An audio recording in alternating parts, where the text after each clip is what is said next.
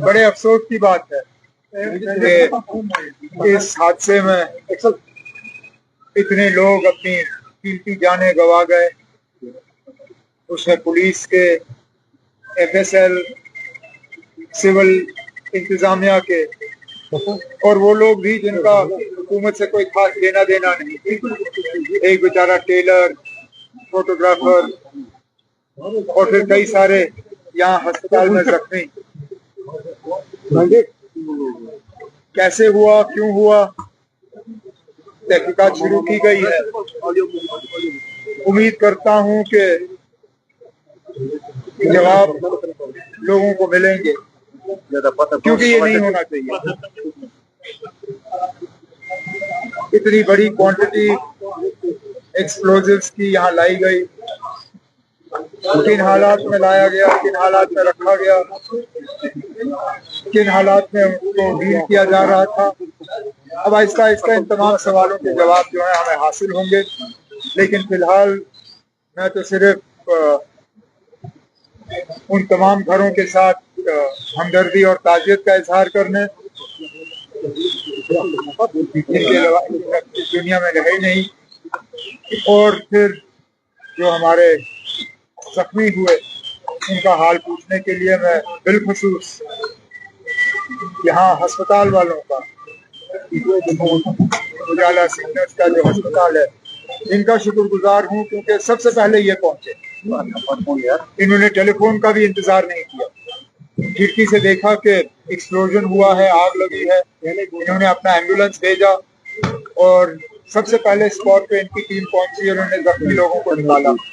आज भी कई सारे जख्मी इनके अस्पताल में इलाज हासिल कर रहे हैं। 4 लोग इनके आईसीयू में हैं। उम्मीद करते हैं कि ये सारे जो हैं इनकी सेहत ठीक होगी और इनको घर वापस भेजा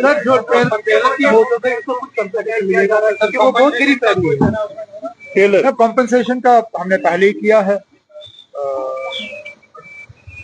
जो हमें यहाँ से मतलब चीफ मिनिस्टर रिलीफ फंड से जो हमें अनाउंस करना था वो हमने कर लिया है। इसके बाद जो मकानों को नुकसान हुआ है, स्ट्रक्चरल डैमेज, एमएलए साहब ने मुझसे उसके बारे में बात की। उसके लिए भी एक केस तैयार किया जा रहा है। जितना प्रोसीजर के तहत हम दे सकते हैं हम दे देंगे। बाकी क्योंकि ये पुलिस स्टेशन में ब्लास्ट हुआ है, उम्मीद की जाती है कि जो फंड्स होम डिपार्टमेंट के पास हैं और खासकर जो फंड्स हमारे तरफ से एलजी साहब के पास रखे जाते हैं, जो फंड उनको दिया जाता है, उस फंड में से भी इन मकान मालिकों को कुछ पैसा मिलना चाहिए ताकि जो नुकसान हुआ है उसको ठीक किया जा सके। ये बात मैंने कल भी जो north zone chief ministers conference रही उसमें भी मैंने तमाम जो उसमें हिस्सा ले रहे थे, उसमें यूनियन होम मिनिस्टर साहब थे, होम सेक्रेटरी थे, नॉर्थ जोन के तमाम चीफ मिनिस्टर्स थे, कुछ गवर्नर और एलजी थे।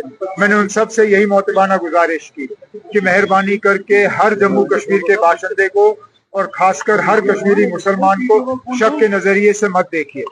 जो इस हादसे के लिए और जो खासकर दिल्ली में ब्लास्ट हुआ है, जो उसके लिए कसूरवार हैं, उनको पकड़ के सख्त से सख्त सजा दी जानी चाहिए। लेकिन जो बेगुनाह लोग हैं, जिनका इससे कोई लेना देना नहीं है, जिन्होंने हमेशा जो है तशद्दुद और इस चीज के खिलाफ जो है